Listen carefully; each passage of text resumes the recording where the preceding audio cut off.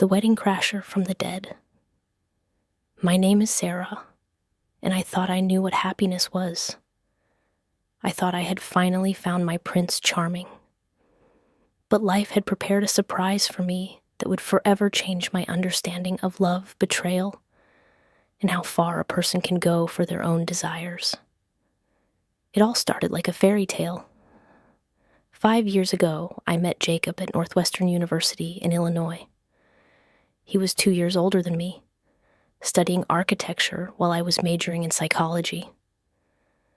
Our meeting happened in the library when I accidentally dropped a stack of books right on his feet. He laughed, helped me pick up the books, and in that moment something clicked between us. Jacob was the perfect boyfriend, tall, with brown eyes and a smile that made my knees weak. He was attentive, romantic, always knew how to cheer me up. We spent every free minute together. He brought me flowers for no reason, wrote poems on coffee shop napkins, planned surprise weekend getaways to Lake Michigan. After a year of dating, Jacob introduced me to his family. His parents lived in a big house in Winnetka, a wealthy suburb north of Chicago. They owned a family construction business that had been successful for generations. But what struck me most was his younger sister, Emily. She was only 16 at the time, but she looked much older than her years. Slim, with long blonde hair and piercing blue eyes, she was absolutely stunning. From the very beginning, Emily was cold toward me. She constantly found ways to get Jacob's attention when I was around. She would ask him to help with her calculus homework or complain about problems at her elite private school. Jacob was a caring older brother and always responded to her requests, but it started to seem strange to me. One evening, when Jacob and I were watching Netflix in their family room, Emily came downstairs in short pajamas and sat between us on the leather couch. "I'm cold," she said, snuggling up to Jacob. He hugged her brotherly, but I noticed how she looked at him. There was something in her gaze that was more than sisterly love. I tried to talk to Jacob about it, but he just laughed. "Sarah, you're jealous of my own sister? That's ridiculous. Emily is just going through a difficult teenage phase. She needs family support." Maybe he was right. Maybe I was overthinking it, but my intuition told me something wasn't right. 3 years into our relationship, Jacob proposed to me. It happened at Millennium Park in downtown Chicago, right by the Bean sculpture. He got down on one knee in front of dozens of tourists, pulling out a small velvet box. Everyone around us started clapping when I said yes, through tears of joy. The ring was beautiful, a classic solitaire setting with a modest diamond. Jacob apologized that he couldn't afford something bigger, but to me, it was perfect. It was a symbol of our love, our future together. We started planning the wedding. Jacob insisted on having the ceremony at St. Mary's Catholic Church in Evanston, where his parents had gotten married 30 years ago. I had dreamed of a big wedding at the Palmer House downtown, but I agreed. What mattered wasn't the venue, but that we were finally going to become husband and wife. Wedding planning went into full swing. We chose the menu with the caterer, ordered flowers from a local florist, sent out invitations to 200 guests. Emily, who had turned 19 by then, volunteered to help with organization. She became friendlier toward me, and I thought we had finally found common ground. But the week before the wedding, something happened that turned my entire world upside down. Jacob went to his bachelor party in Milwaukee with his college buddies. They planned to come back late that night. I stayed home, taking care of the last-minute wedding preparations. Around midnight, I got a call from an unknown number with a Wisconsin area code. "Hello, This is Mercy Hospital in Milwaukee. Are you Sarah Johnson, the fiancé of Jacob Miller?" The nurse's voice was serious and sympathetic. My heart dropped into my stomach. "Yes, that's me. What happened?" "I'm so sorry to have to tell you this. Jacob was in a serious car accident. His friends were rushing him to the hospital, but..." The nurse's voice trembled. "He didn't make it. I'm so sorry for your loss." The phone fell from my hands. The world around me collapsed. Jacob, my love, my future husband, was gone. Just 1 week before our wedding, the next few days passed in a blur. The funeral, condolences, canceling the wedding. Jacob's parents were devastated. Emily cried nonstop, and I felt empty, as if part of me had died with him. The casket was closed. The injuries were too severe. I couldn't even say goodbye to him properly. It made the loss even more painful. 2 years passed. Slowly, very slowly, I started returning to life. I finished my psychology degree, found a job as a therapist at Northwestern Memorial Hospital. The pain of losing Jacob never completely went away, but I learned to live with it. And then I met David. David was a cardiologist at the same hospital where I worked. He was the complete opposite of Jacob. Blonde hair, green eyes, calm and dependable. He knew about my tragic past and never rushed me. Gradually, very gradually, I began to believe in love again. After a year of dating, David asked me to marry him. This time, I hesitated longer. The memory of Jacob was still alive, and I was afraid of experiencing such loss again. But David was patient. He said he would wait as long as it took. Eventually, I said yes. We decided to have a simple ceremony at the same St. Mary's Church, where my first wedding was supposed to take place. It was painful, but also symbolic, as if I was closing one chapter of my life and starting a new one. The wedding day was beautiful. The sun was shining bright. Spring flowers filled the air with their fragrance. I stood in front of the mirror in the small bridal room at the church, adjusting my white dress. It was simple but elegant, not as elaborate as the one I had chosen for my wedding with Jacob. My bridesmaids bustled around me, fixing my hair, touching up my lipstick. My mother was crying with happiness. "You look beautiful, honey," she whispered. "Jacob would be happy that you found love again." Finally, it was time to walk down the aisle. I took my father's arm, and we headed toward the church entrance. The guests had already taken their seats. David stood at the altar in his black tuxedo, smiling at me with such love that it took my breath away. The organist began playing the wedding march. My father and I slowly walked down the aisle between the pews. All the guests stood and turned toward me. I could see the faces of my relatives, friends, colleagues from the hospital. Everyone was smiling. Some were crying with joy. David extended his hand to me when we reached the altar. His palm was warm and strong. The priest began the ceremony in a solemn voice. "Dearly beloved, we are gathered here today to witness the union of Sarah and David in holy matrimony." I listened to the familiar words, feeling my heart fill with happiness. Yes, this was right. David was a good man. He loved me, and I loved him. Jacob remained in the past, a beautiful memory, but my life was moving forward. If anyone present knows of any reason why this couple should not be joined in holy matrimony, speak now or forever. Hold your peace, the priest pronounced. The usual formal words.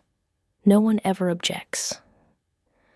I smiled at David, ready to hear the continuation of the ceremony, but instead, the church door burst open with a loud bang. All the guests turned toward the entrance. I turned too, and my heart stopped. A man in a dark coat stood in the doorway. He was tall, with dark hair that was longer than I remembered. He had a beard that wasn't there before, but those eyes, those brown eyes, I would recognize anywhere. It was Jacob. Jacob, who was supposed to be dead 3 years ago. "I object," he said in a loud, clear voice that echoed through the quieted church. The church erupted in whispers and gasps of surprise. Guests looked at each other, not understanding what was happening. David squeezed my hand tighter, his face pale with shock, and I couldn't breathe, couldn't move, couldn't believe what I was seeing. Jacob slowly walked down the aisle between the pews.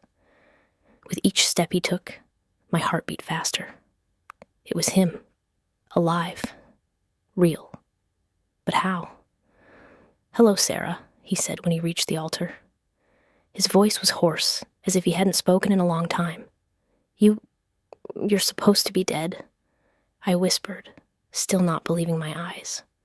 "I know, and I'm so sorry. I'm sorry I caused you so much pain." He reached out as if he wanted to touch my face, but stopped. "But I couldn't let you marry another man without knowing the truth." "What truth?" David stepped forward, shielding me from Jacob. "Who are you? What's going on here?" Jacob looked at him, then back at me. "My death was staged. I had to disappear. I had my reasons." "What reasons?" My voice trembled with anger and pain. "What reasons could make you cause me so much suffering? Make your parents cry at your funeral?" Jacob closed his eyes as if it hurt him to remember. "I was in debt, serious debt to very dangerous people. They threatened not only me, but you too, and my family. The only way to protect you all was to disappear. But why didn't you tell me? We could have figured something out, run away together." I thought about it, but then you would have been in danger too, and I couldn't allow that. He stepped closer. "Sarah, I never stopped loving you, not for one day. I watched you from afar, knew about your job, that you met someone new. If you were watching me, why did you only show up now?" Tears were streaming down my cheeks, smearing my makeup. Jacob took a deep breath. "Because I thought you'd be happier without me. But when I found out about the wedding, I realized I couldn't live with the thought of losing you forever." Suddenly, another figure burst into the church. It was Emily, Jacob's sister. But she looked nothing like I remembered her. Her face was red with anger and tears. "Jake, what are you doing?" she screamed, running toward us. "We had a deal. You promised." "Emily?" Jacob turned to her in surprise. "What are you doing here? How did you find out?" "I followed you. I knew you wouldn't be able to resist showing up here." She grabbed his arm. "Let's go. Right now. Before it's too late." And then it hit me. In Emily's gaze, in the way she held onto Jacob, in the desperation in her voice, everything fell into place. "It was you," I whispered, looking at her. "You were the reason he disappeared." Emily froze, her face turning white as a sheet. "What are you talking about?" Jacob looked at me with confusion. "Your sister. She was in love with you all these years. I saw how she looked at you, but you didn't pay attention to it." I felt all the puzzle pieces falling into place. The debts, the dangerous people. It's all made up, isn't it, Emily? Emily started backing toward the exit. No. You don't understand. Then explain it to me, I shouted. Explain how you made your own brother fake his death. I didn't make him. Emily broke down crying. I just wanted him to be happy, with someone who really understands him. With you, Jacob said quietly, understanding slowly coming to him. You thought if Sarah believed I was dead, she would eventually forget me, and I would need comfort. I've loved you my whole life, Emily screamed. Since I can remember, and you never even saw me. It was always just Sarah, Sarah, Sarah. The wedding guests sat mesmerized, watching this family drama unfold. Some whispered among themselves. Others took out their phones to record what was happening. Emily, you're my sister. Jacob's voice was full of pain and disgust. What you feel, it's wrong. Stepsister, she shouted. We're not even blood relatives. My dad married your mom when I was 5 years old. This was news to me. Jacob had never mentioned they were step-siblings. That doesn't matter, Jacob said firmly. I grew up with you as a sister. I can never see you as anything more. Emily collapsed to the floor, sobbing. Then why did you disappear with me? Why did you agree to this plan? What plan? I stepped closer, feeling anger rising in my chest. Jacob covered his face with his hands. She said she was depressed, that she might hurt herself if I married you. She begged me to leave with her for a while, until she could get help. I thought it was temporary, that in a few months I could come back and explain everything. But you didn't come back. My voice was cold as ice. She kept finding reasons for us to stay. Either she was on the verge of suicide again, or she had the problems at work, or something else. And then I found out you were dating someone else, and I thought it was too late. Too late for what? For the truth? Tears of anger streamed down my cheeks. Do you understand what I went through? What your parents went through? We buried you, Jacob. I stood at your grave and cried every day for months. I know, and I'm so sorry. Sorry? I couldn't hold back anymore. Sorry? You destroyed my life for the whims of your mentally unstable sister. And now you're sorry? David, who'd been standing beside me all this time, finally spoke. Sarah, we can discuss this later. Right now we need to decide what to do about the ceremony. I looked at him, my sweet, kind David, who had patiently helped me heal for 3 years, who loved me despite my baggage from the past, who stood here ready to marry me even after all this circus. And then I looked at Jacob, my first love, the man I had mourned for 3 years, who had caused me so much pain, but who still made my heart beat faster. I don't know, I whispered. I don't know what to do. The church fell silent. Even Emily stopped crying and looked at me with hope in her eyes. Sarah, Jacob stepped toward me. I know I have no right to ask for your forgiveness. I know I caused you unbearable pain, but I still love you. I never stopped loving you. And I love David, I said, but my voice was shaking. Do you? Jacob asked quietly. Or are you just used to him? Do you feel with him the same thing you felt with me? I couldn't answer that question, because the answer was painful. David was a wonderful man. He was kind, reliable, loving. But the spark, that fire that existed between Jacob and me, wasn't there. I thought that was normal, that passionate love was for the young, and mature love should be calm and stable. But now, looking into Jacob's eyes, I felt all the feelings I thought were buried rising to the surface. This isn't fair, I finally said. You can't just show up here after 3 years and expect me to throw away my entire life for you. I don't expect that. He shook his head. I just wanted you to know the truth before making a final decision. If you choose David, I'll disappear forever, I promise. But if there's even the slightest chance that we could try again, I closed my eyes, feeling the whole world spinning around me.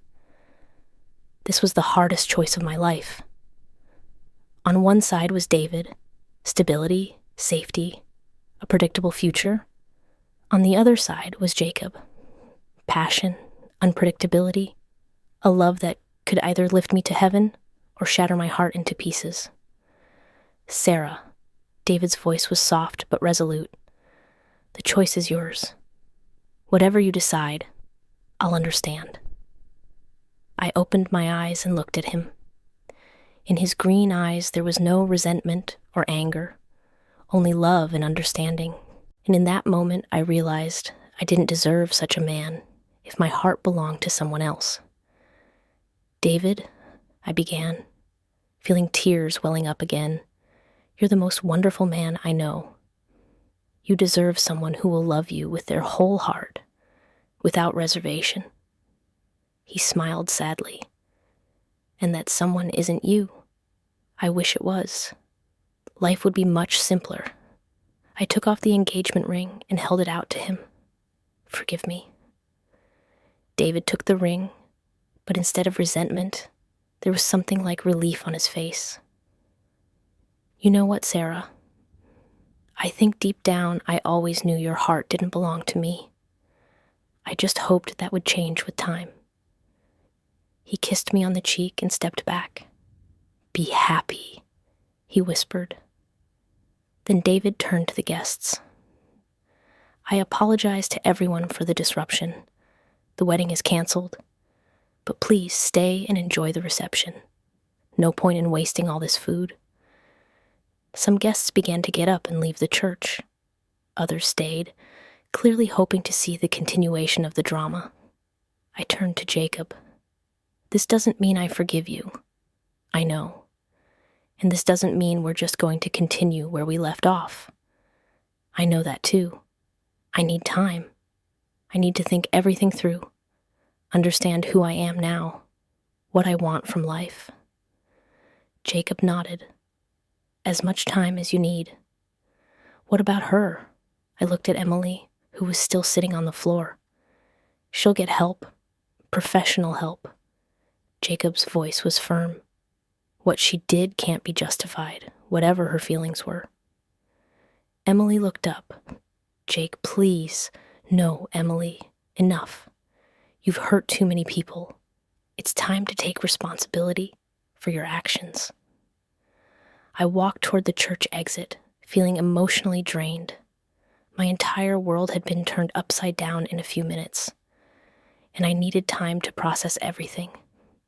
Sarah, Jacob's voice stopped me at the door. I turned around. I'll wait, however long it takes.